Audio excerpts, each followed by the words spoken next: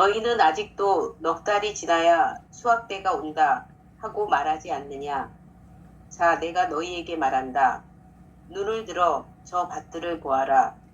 곡식이 다 익어 수확 때가 되었다. 이미 수확하는 이가 싹을 받고 영원한 생명에 들어갈 알곡을 거두어 들이고 있다. 그리하여 씨 뿌리는 이도 수확하는 이와 함께 기뻐하게 되었다. 과연 씨 뿌리는 이가 다르고 수확하는 이가 다르다는 말이 옳다. 나는 너희가 애쓰지 않은 것을 수확하라고 너희를 보냈다. 사실 수고는 다른 이들이 하였는데 너희가 그 수고의 열매를 거두는 것이다. 어때? 성탄절을 잘 보내셨지요? 네. 특별히 이제 오늘 복음 관련해서 들려나오는 얘기들은 아주 풍성해요. 얘기들이. 추수 때가 이르렀다. 추수 때를 어떻게 볼 거느냐, 뭐 이런 부분들이죠. 이제는 이제 성경 읽기가 조금 되잖아요. 글을 읽는 게 아니고 지금 여기 이 한처음의 말씀이 지금 여기 눈앞에 이 말씀이라고 하는 이 하느님의 시선으로 읽으면 이제 이 성경 얘기가 다른 얘기가 아니라 우리들의 얘기가 되고 내 얘기가 되는 것이죠. 특별히 사마리아 여인이 예수님을 만나면서 완전히 시각이 바뀌었잖아요.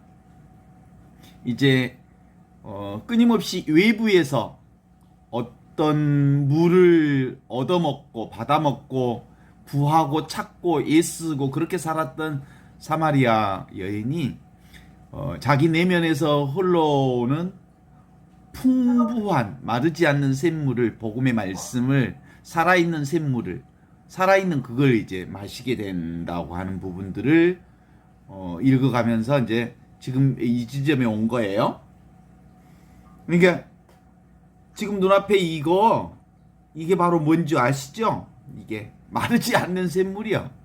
이게 바로 생명이요. 이게 진리고, 이게 한처음에 그 말씀이 지금 이 말씀으로 살아있는 이걸 확인한 사람들은 어떻게 살 거냐, 어떤 삶이 주어지느냐, 이런 것들을 이제 보게 되죠. 이미 하느님의 기쁜 소식을 듣고 그 들은 기쁜 소식이 우리 삶 안에서 바로 지금 여기 이것, 눈앞에 이것, 나로서 이제 꽃 피워내는 삶이 이제 드러나는 거거든요. 이걸 한마디로 얘기하면 마르지 않는 샘물. 이렇게 이미 복음으로 활짝 꽃 피운 사람은 이제 곧 복음의 화신이 된 거예요. 존재 자체가 복음이잖아. 그래서 입만 열면 복된 말씀이 흘러나오게 돼 있어요.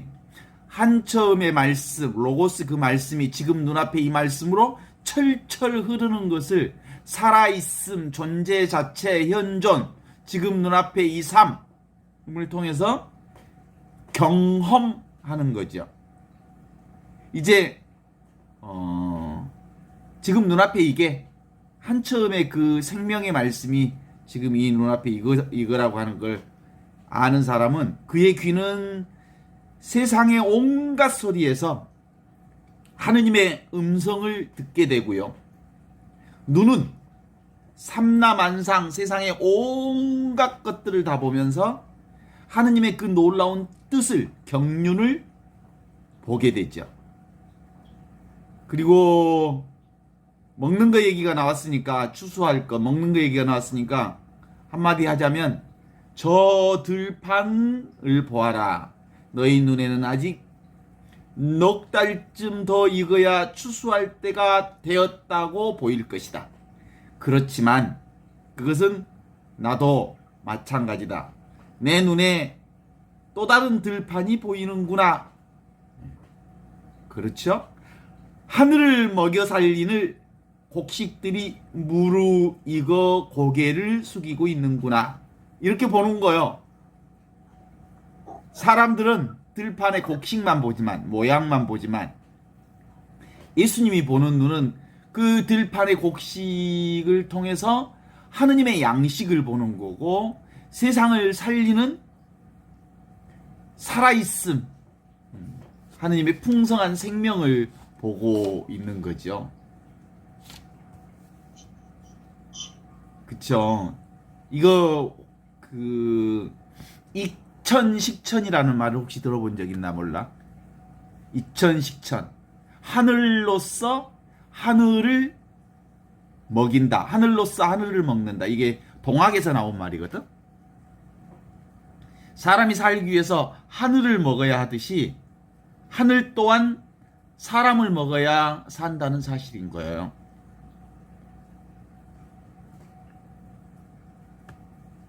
그래서 내가 살기 위해서 하느님 아버지를 몸 안에 모시듯이 하느님 아버지 또한 당신 품속에 나를 거두셔야 한다는 사실을 읽어볼 수 있지요. 이렇게 우리는 상생으로서 서로가 서로를 존재케 한다는 것을 가르쳐 주는 거거든요. 우리들 그런 얘기들 이렇게 들어봤잖아요. 우리 농촌 살리기 운동 가톨릭 교회에서 늘 하면서 농부는 밥을 살리고 밥은 농부를 살린다. 이렇게 얘기했거든요. 사람은 하늘을 살리고 하늘은 사람을 살린다. 십자가에 위해 예수는 크게 눈먼 세상을 살려내기 위해 하늘의 자신을 공양미로 바쳤다라고 말할 수 있지 않을까 싶어요. 심청전에 심청이가 눈먼 아버지를 눈 띄우기 위해 공양미 300석에 바다로 쑥 자신을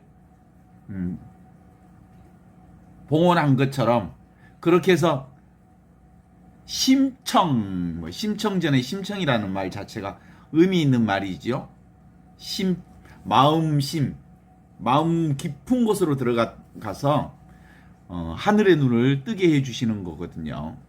그래서 심청이 덕분에 사실은 신봉사가 눈을 뜨게 됐다고 하는 얘기들처럼 십자가의 예수는 크게 눈먼 세상을 눈 띄우기 위해 자신을 십자가에 못 박혀서 세상에 새로운 역사를 만들어낸 거거든요. 예수님의 그 십자가의 공양미가 뭐야? 지금 수많은 사람들이 눈을 띄우게 하는 놀라운 역사를 만들어낸 거예요. 한처음 말씀이 사람이 되시어 우리 가운데 오셨고 그 말씀이 생명을 살리는 빛으로 세상에 와서 그를 십자가 위에 그분의 뜻을 알고 십자가의 삶을 온전히 받아들이고 수용한 사람들은 그들 역시도 영원한 생명의 삶을 살게 되는 그 모습들이잖아요. 여기서 예수님은 제자들을 거두는 자로 세상에 보냅니다. 수학하는 사람들이라고 그러죠. 또 그 성경에는 수학할 것들은 많으나 일꾼이 부족하니 수학할 일꾼을 보내달라고 청하여라 라고 얘기하는 것처럼 실제로 온 천하는 사실은 하느님이 이미 갖고 놓으신 하느님의 생명으로 가득 차 있죠. 거기에 하느님의 일꾼들을 보내달라고 청한다는 말씀처럼 제자들을 거두는 자로 세상에 보냅니다. 그래서 제자들의 일이 뿌리는 자의 수고로 말미암아 결과를 거두는 것에 지나지 않음을 말하자면 자기 일의 한계를 잊지 말라고 일러주는 얘기와 비슷하죠.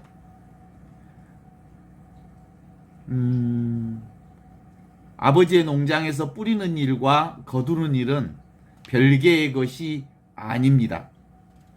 그렇지만 일하는 자는 자기 일이 전체 한 부분에 지나지 않다는 사실도 잊지 말아야 할 거거든요.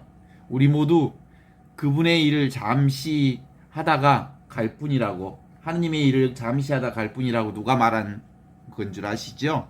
마더 데레사 수녀님이 늘 이렇게 고백했어요. 우리는 모두 다 하느님의 일을 잠시 하다가 갈 뿐입니다. 이게 바로 불변의 진리이죠. 그런즉 한 사람이 심고 한 사람이 거둔다는 말이 옳도다라고 말할 수 있죠. 아무도 공적을 독점할 수는 없습니다. 어떤 일도 혼자 한 일이 아니기 때문이죠. 있지도 않는 공적을 누가 어떻게 가질 것인가.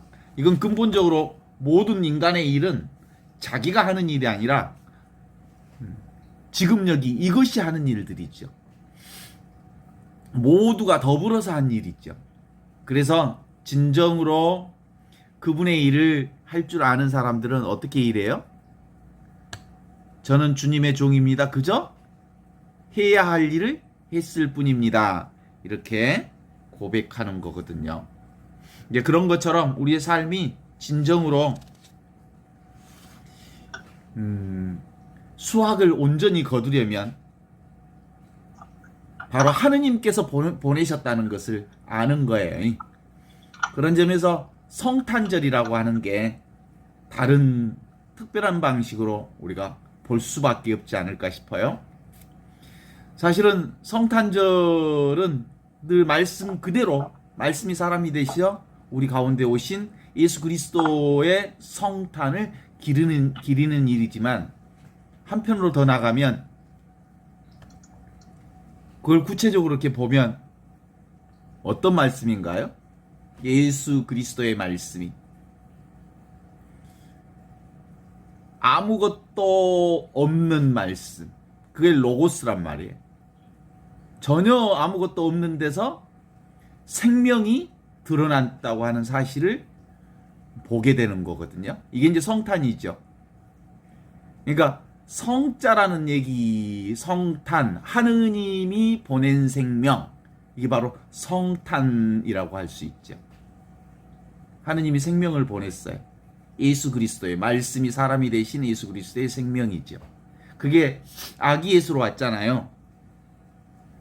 그래서 이제 그걸 묵상하면서 그런 얘기를 생각을 해봤는데, 실제로 우리 가톨릭 교회가 끊임없이 쓰는 성자 돌림이 되게 많아요.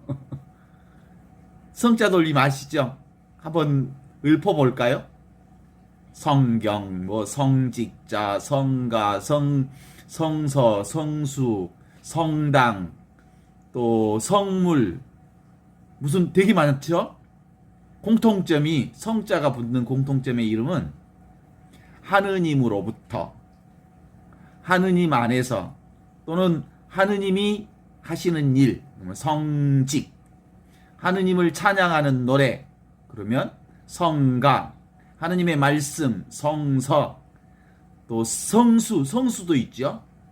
하느님께서 직접 축성하신 물, 성수, 성물, 하느님을 찬양하기 위해 교회에서 쓰는 여러 가지 물건들을 성물 이렇게 얘기하잖아요. 공통점이 성자가 붙어. 하느님. 성탄은 말씀이 사람이 되셔, 로고스로부터 오신 말씀이 사람이 되신 생명의 그 탄생을 얘기할 수 있었단 말이에요. 그런데 우리는 어떻게 생각했냐면, 그동안 이 성탄이라고 하는 것은 어떤 의미로는 대단한 사건 아니에요? 말씀이 사람이 되시어 우리 가운데 오신 예수 그리스도를 통해서 하느님께서 바로 예수 그리스도를 통해서 구세주 메시아를 이 세상에 우리에게 보내주셨다. 구원을 보내주셨다.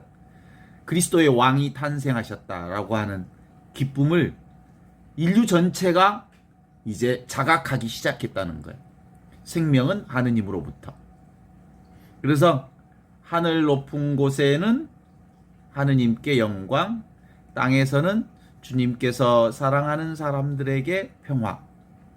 이걸 다시 한번 읽어보면 이 성탄이라고 하는 건 인류 전체의 생명의 놀라운 깨달음, 특히 이 생명이라고 하는 게 바로 그리스도와 똑같은 생명, 하느님과 똑같은 생명이 세상에 왔다는 인류 전체의 고백이 바로 하늘 높은 곳에는 천주께 영광, 땅에서는 그분께서 사랑하는 사람들에게 평화. 이게 인류의 찬양 노래죠. 성탄절 노래고. 노엘 노엘 이렇게 함께 성탄절을 함께 이번 주 노래했었어요.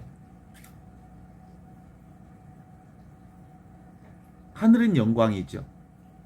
하느님이 하신 일이니까.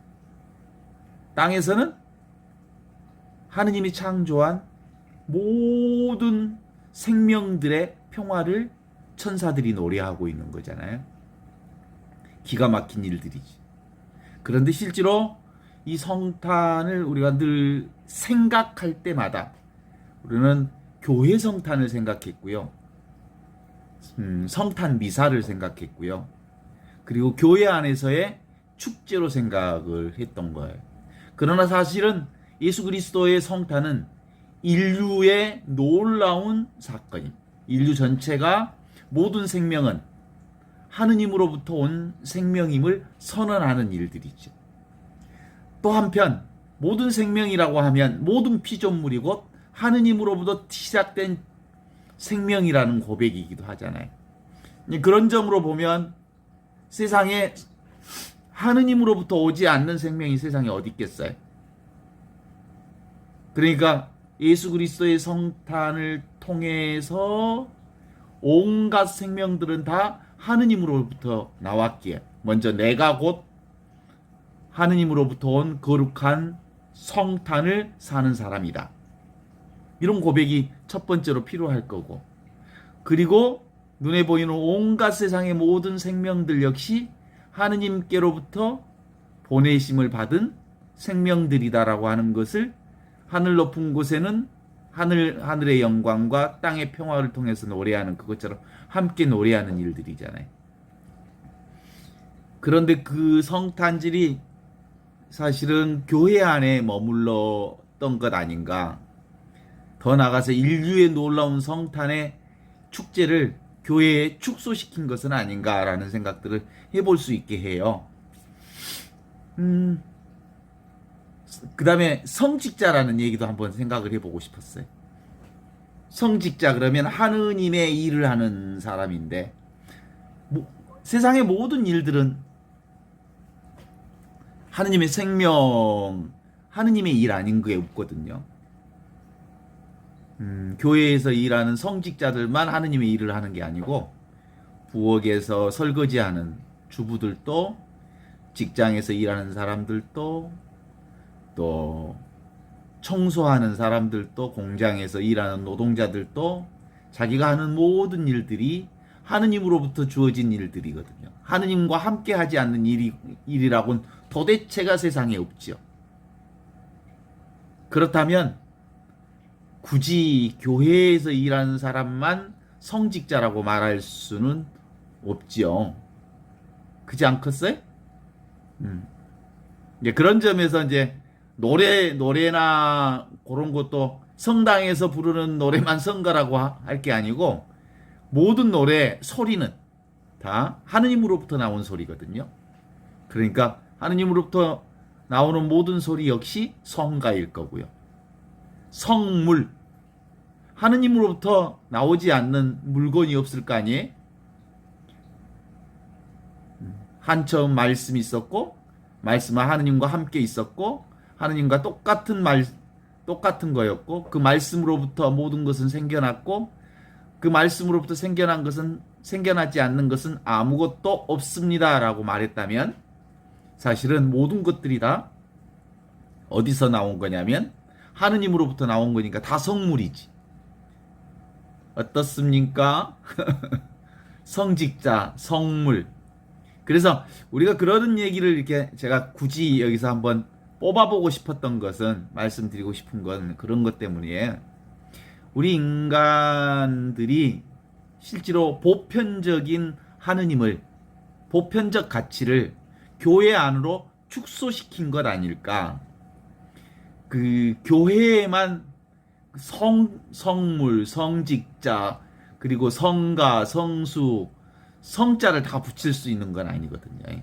사실상은 모두 다 성자를 붙이는 하느님은 보편적 가치, 보편적 진리를 말하시는 분이기 때문에 그 누구 어떤 집단이 하느님을 독점할 수 없고 그 어떤 단체가 하느님을 우리 하느님이라고만 말할 수 없는 거라고 한다면 실제로 이번에 성탄절의 성탄의 의미는 모든 피조물은 다 하느님으로부터 탄생된 생명이라고 하는 것을 고백할 수 있다면 성탄 아닌 게 없다라고 고백할 수 있어서 지금 여기 이 세상 어디 하나 성탄 아닌 게 없네?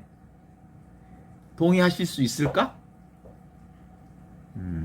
그래. 그건 점점점 우리가 현존을 공부해 나가면서 실제로 경계를 해제해 나가는 것, 그동안의 인간의 상을 지어 나가는 것, 그래서 보편적 하느님을 온전히 지금 여기, 지금 나를 통해서, 지금 여기를 통해서 구체적으로 살아나가는 일, 구체적인 삶 속에서 바로 하느님을 발견하는 일, 더 나아가서는 가장 일상적이고 가장 평범한 삶을 통해서 그 평범성 안에 들어있는 하느님을 발견하는 일, 가장 일상적인 삶 안에 계시는 하느님을 발견하는 일, 이게 현존이에요.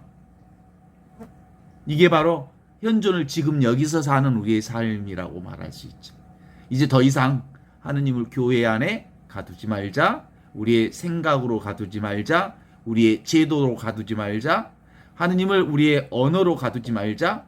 하느님께서 함께 계시는 그건 늘 일상성 안에, 그리고 평상심 안에, 지금 눈앞에 이것으로, 그리고 지금 나와 함께 늘 함께하는 이것을 알아차리는 일, 이것이 실질적 우리의 현존, 지금 눈앞에 살아계신 하느님을 사는 일이다, 이렇게 말할 수 있죠. 그래서 지금 여기 이 있는 존재, 이것은 늘 있는 절대 존재입니다. 그 절대 존재를 아는 것, 이게 바로 보이는 모든 것들이 보이지 않는 하느님을 드러내는 성사인 줄 아는 것, 이게 바로 우리 현존의 지혜가 열리는 거죠. 진리는 알지 못함으로써 아는 그겁니다.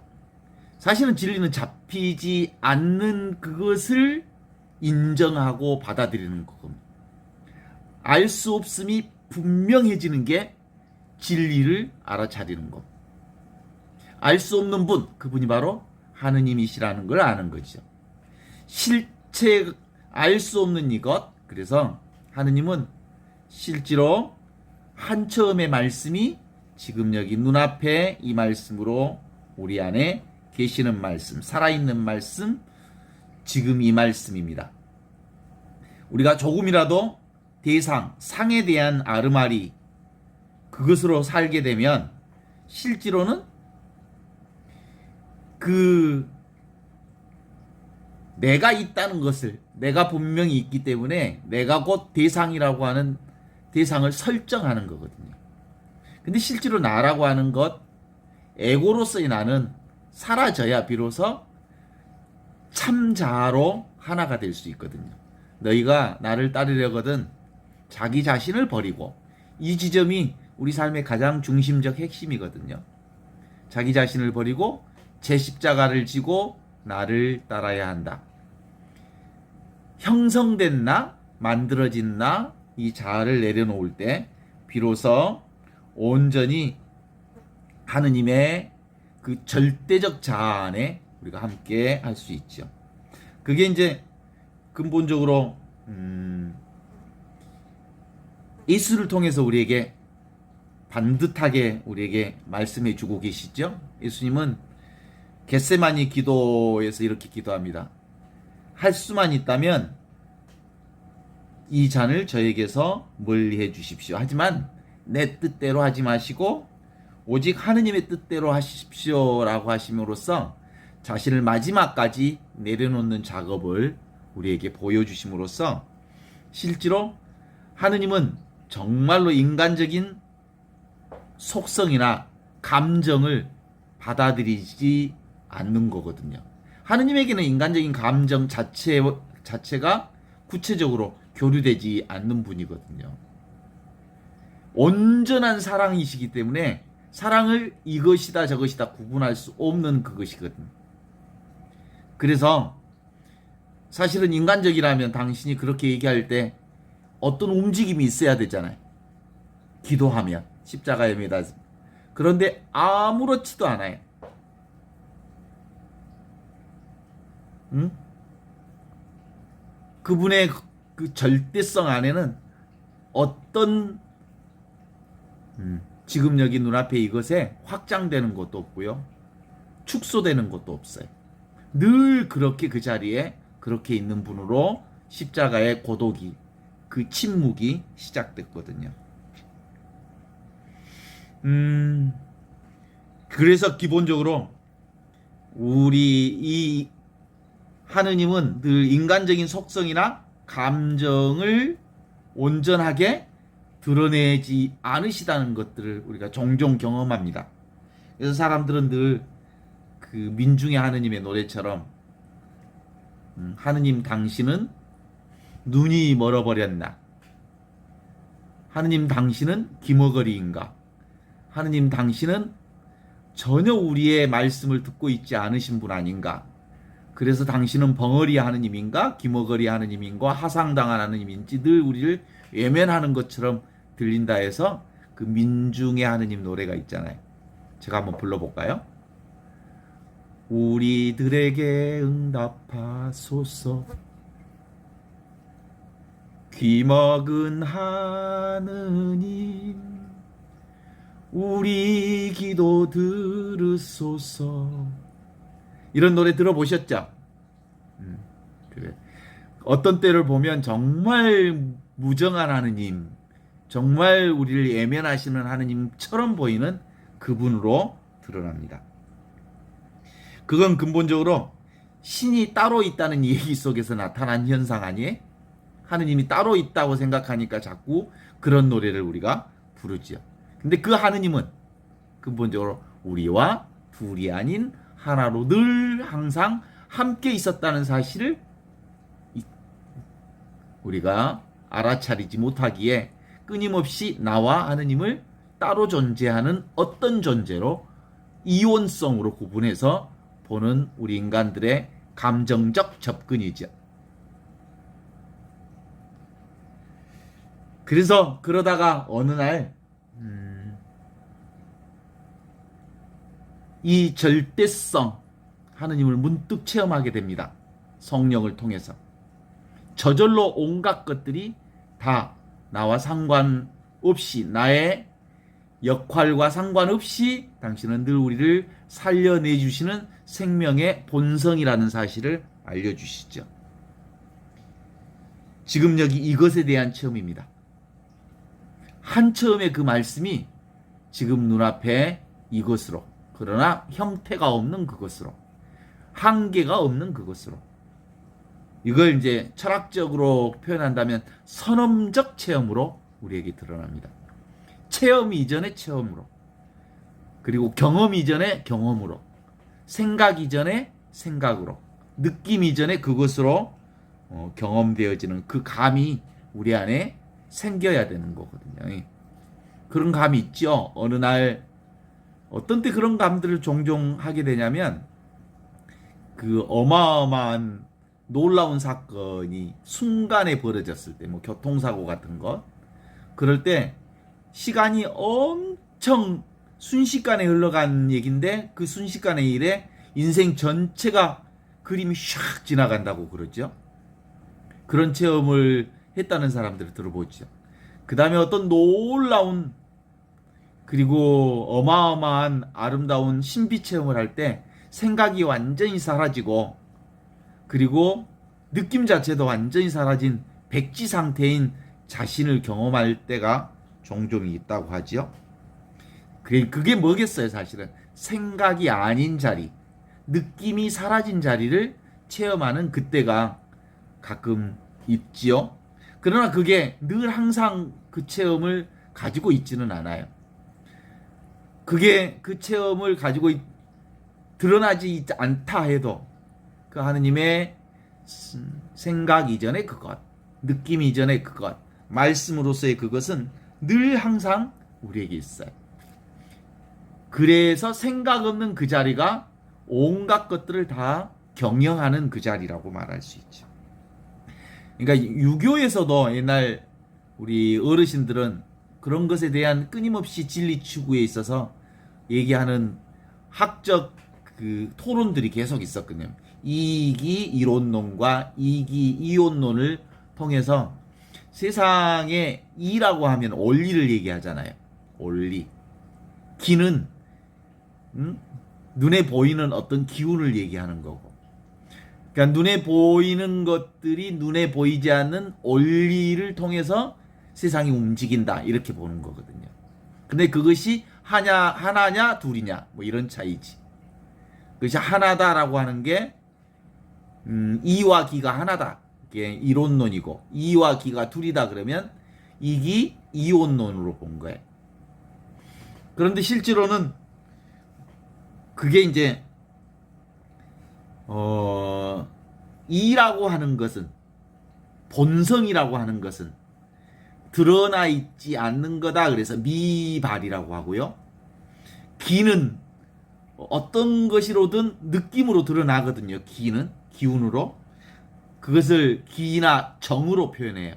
일어났다 사라지는 것으로. 그래서 그것을 기발이라고 그래요. 그래서 미발과 기발이 그 동시에 하나로 이루어져 가면서 세상이 움직이고 있다. 그래서 뭐 이기 이론론, 이기 이론론 뭐 이러저런 설명들을 하는데 그런 복잡한 설명보다는 더 중요한 건 눈앞에 이것 천지창조 이전부터 있었던 이 말씀이 그 원리를 얘기하는 겁니다. 그 원리가 눈앞에 이거지요. 그 진리가 지금 눈앞에 이거지요. 지금 여기 살아있는 이거지요. 그것이 이라고 볼 수 있겠죠. 본성이라고 할 수 있겠죠. 이 본성을 통해서 온갖 기가 그리고 정이 드러났다 사라지는 경험들을 하게 되는 거지. 그런데 대부분 우리는 이를 따라가기보다 대부분 일어났다 사라지는 모양의 거의 8, 9할은 모양 따라가는 것이 일반적인 인간들의 습성이죠. 원리보다는 눈에 보이는 모양으로 쫓아가지. 그럼에도 불구하고 깨달은 자들은 그리고 어느 순간 이게 진리라고 하는 게 눈앞에 이것이다. 그리고 나를 떠나지 않는다. 그 진리라고 하는 것이 보편성을 가지고 있다. 그 보편적 진리가 늘 우리의 중심을 늘 한 자리를 가지고 있다. 이렇게 여기는 사람들은 이것들을 경험하면서 그것들을 여러 가지 얘기로 표현하죠. 그게 바로 하느님이다. 그게 바로 순수의식이다. 그게 바로 진리다. 그 아무리 복잡한 얘기를 해도 사실은 이제는 복잡한 얘기를 그렇게 할 이유가 별로 없어요. 진리는 여기 있어요. 여기 이거요. 하느님은 어디 있어요? 여기 있어요. 그리고요, 지금 있어요. 나와 함께 있어요. 지금 있는 것, 지금 여기 있는 것, 이것이 전부예요. 여기서부터 온갖 것들이 다 나왔으니까. 그래서 우리가 그 성탄절의 이 성탄이라고 하는 것을 다시 한번 새롭게 볼 수 있는 틀이라는 게 그런 거 아니겠습니까? 그죠? 이것으로부터 나온 거잖아요. 하느님으로부터 생명이 나왔죠. 하느님으로부터 온갖 것들이 다 나왔죠. 나도 하느님으로부터 나왔죠. 그것을 깨닫는 사람들이 바로 성탄절에 이 놀라운 기쁨을 함께 노래할 수 있는 사람들이지요.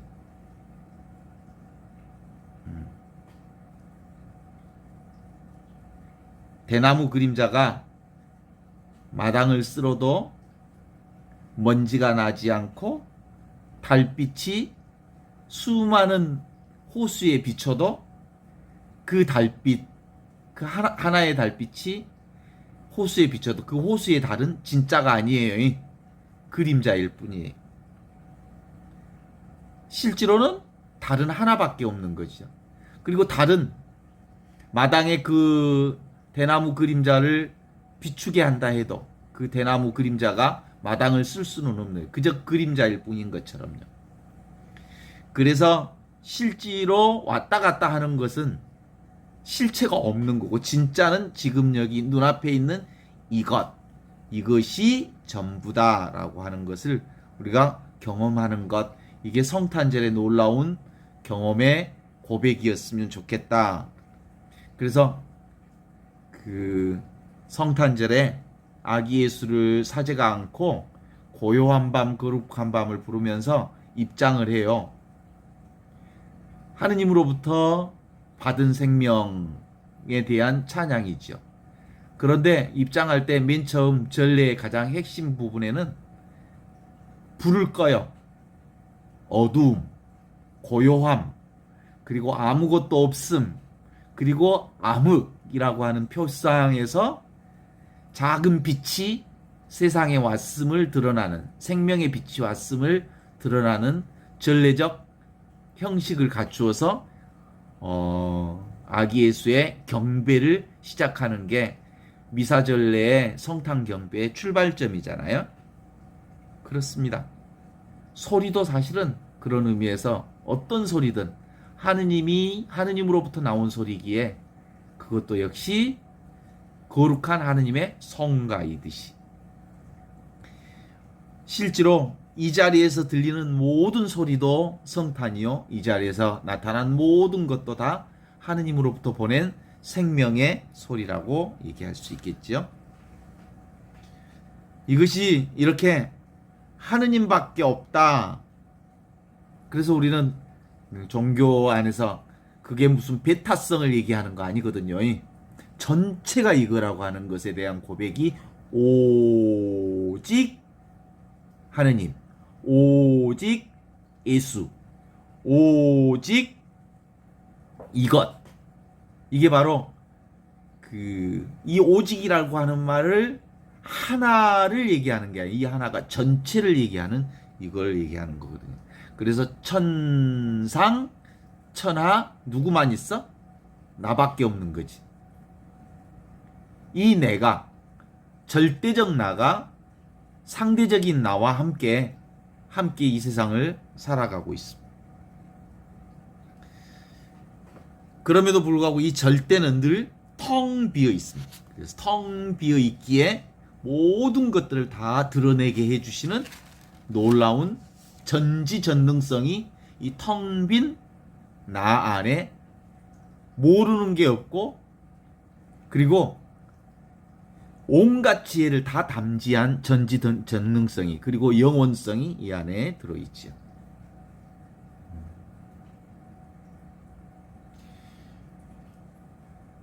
그런 의미에서 우리가 지금 여기 이 놀라운 하느님의 성탄을 사는 사람들은 예수 그리스도를 통해서 무슨 우리 삶의 어떤 문제를 해결하기 위한 우리의 믿음과 신앙이 아니라는 거거든요.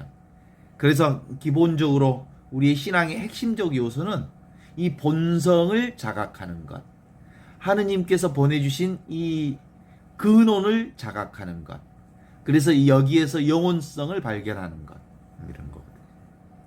그래서 그냥 지금 여기 이것이 전부 절대 나다라고 하는 것을 알아차림으로써 지금 여기서 우리는 진리를 살기 위해, 자유를 살기 위해, 그리고 그 어디에도 묶이지 않는 해방을 살기 위해 이 공부를 하는 거지. 이 공부를 통해서 인생의 문제를 해결하거나 눈앞에 보이는 어떤 문제를 해결하기 위한 공부는 아닌 거지. 그죠? 그래서 이 절대 나에 대한 체험이 그 누구보다도 분명한데, 성탄절이야말로 함께 그 절대 나를 체험한 모든 이들이 함께 성탄절을 노래하고 있었던 거예요. 근데 말이 절대 나지. 우리가 경험할 때는 뭐예요? 가장 자연스러운 상태로서의 존재를 경험하는 거거든요.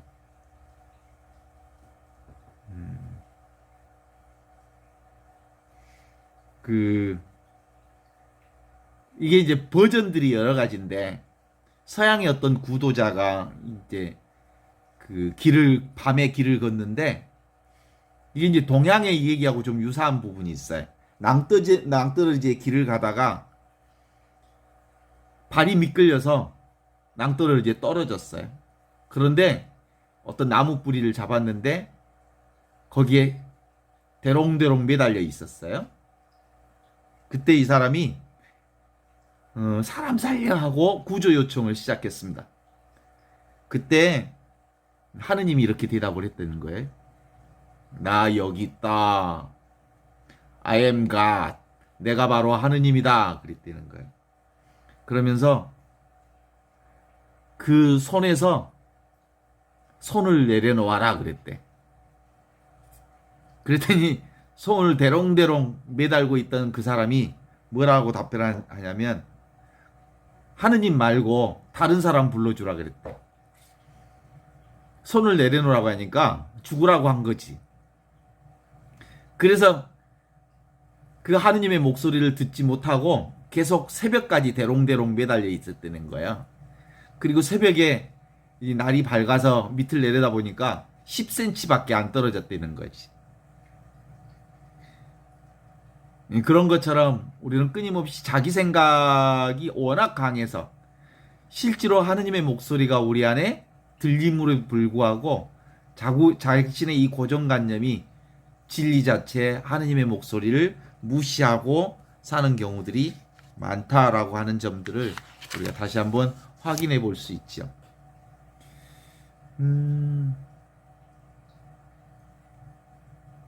실제로 하느님이 하느님이 계시다, 하느님이 계시지 않다라고 말할 수 있지 않는 분입니다. 하느님은 있다 그러면 하느님은 없다 말해야 정상입니다. 하느님이 없다 그러면 있다 말해야 합니다. 왜냐하면 있다고 말하는 사람에게 그 있음을 깨주어서 없다고 말함으로써 있음을 깨주고, 없다고 말하는 사람은 있다고 말함으로써 있음을 깨어서 있음도 없음도 아닌 분, 그분이 바로 하느님이라고 우리가 말할 수 있는 거지.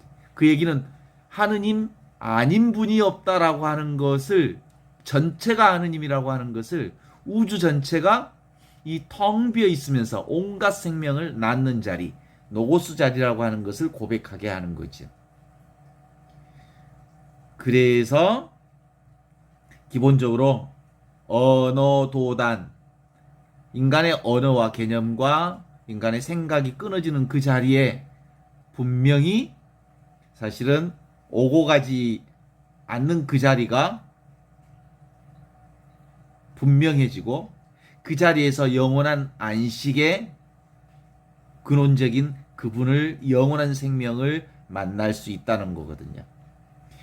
그래서 근본적으로 우리는 무슨 얘기만 할 수밖에 없냐면, 늘 어디를 가든 무엇을 하든 늘 이것밖에 없다는 거지. 하느님밖에 없다는 거지. 성탄밖에 없다고 보는 거지. 성탄 아닌 게 없다는 거지. 모든 것이 다 성탄이라고 하는 걸.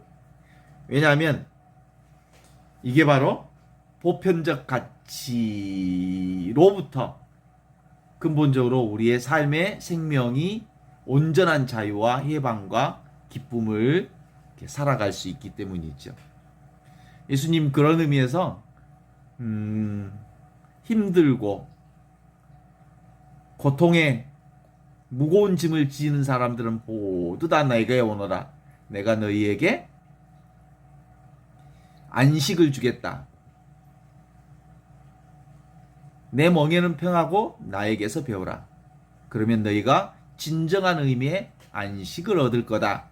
라고 하는 이 말씀은 근본적으로 실제로는 그 무엇도 우리에게 안식을 줄 수가 없어.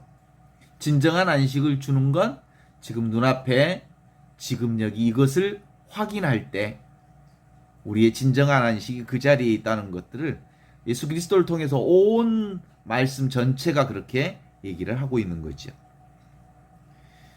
그래서 지금 이게 바로 원래 있는 본성의식이라고 한다면 이 본성의식을 체험할 때 비로소 온갖 것들은 다 자연스럽게 모든 것이 해결되었다는 자각이 우리 삶 안에 하나, 둘, 셋, 넷 해결이 되기 시작하죠.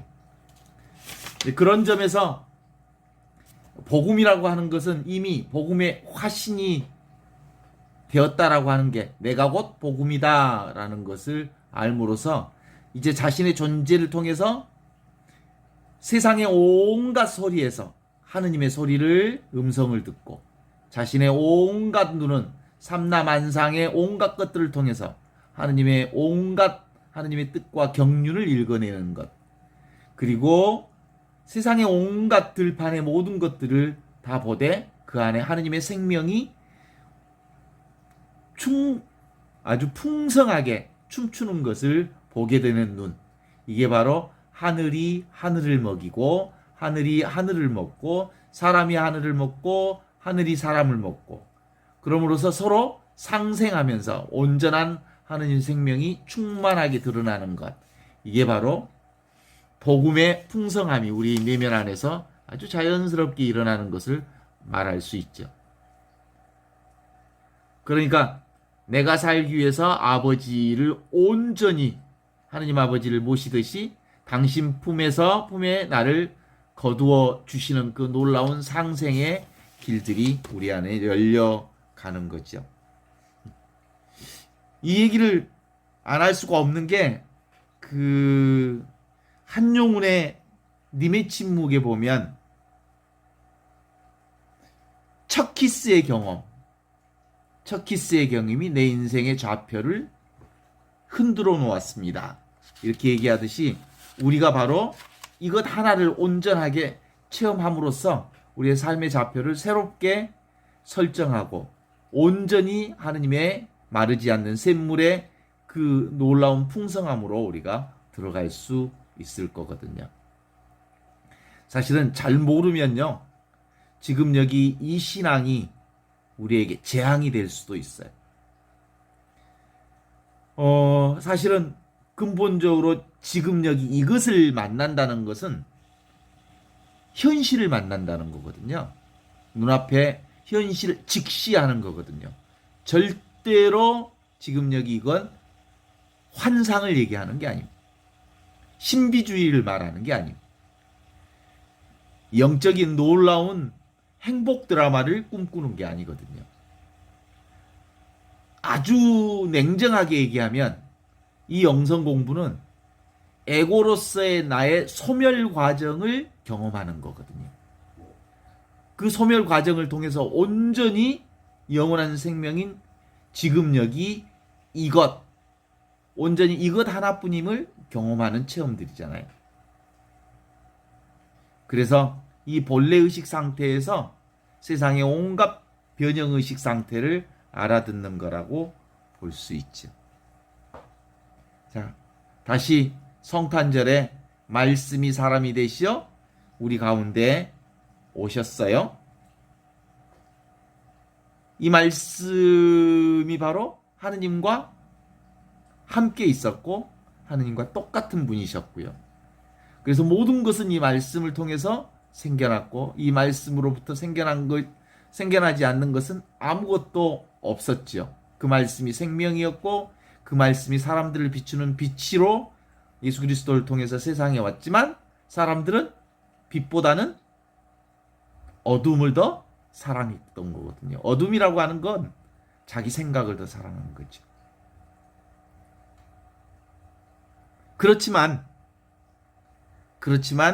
절대로 이 어둠이 이 빛을 이겨본 적이 없습니다. 왜냐하면 생각과 감정, 분별, 세상의 것들은 일어났다 사라지지만 지금 여기 이 빛은 항상 있거든요. 늘 있거든요. 언제나 있거든요. 있는 그대로 영원한 생명으로, 영원한 빛으로 우리 가운데 있거든요. 이 빛은 영원한 빛이기에 사라지지 않는 빛이거든요. 세상이 요즘에 어둠이 쫙 깔린 것 같잖아요. 정말 정부의 형태를 보면, 이태원의 참사를 보면, 그리고 지금 현 정부의 이 실상을 보면 이 어둠의 세력들이 이기는 것 같이 보지만 왔다 사라지는 것들이지. 그죠? 영원하지 않습니다. 언젠가는 사라질 것들이지. 그런데 그들이 큰 소리를 치고 막 설치고 돌아다니지만 결국 이기는 건 뭐예요? 지금 여기 이것, 생명, 빛, 진리, 진실, 이건 사라지지 않고 영원하거든요. 왜냐하면 세상의 것은 왔다 간 한시적인 것이지만 하느님은, 그리고 지금 눈앞에 이것은 영원한 생명이기 때문이죠. 그래서 여러분과 함께 이 공부를 시작하면서 우리가 하고자 하는 말씀은 그런 거 아니에요? 제가 맛보고 경험했던 이 경험을 여러분도 맛보고 경험하자는 공부가 이 공부예요. 어디에서든 정말 생각만 내려놓으면 늘 눈앞에 이것으로 살 수 있거든요.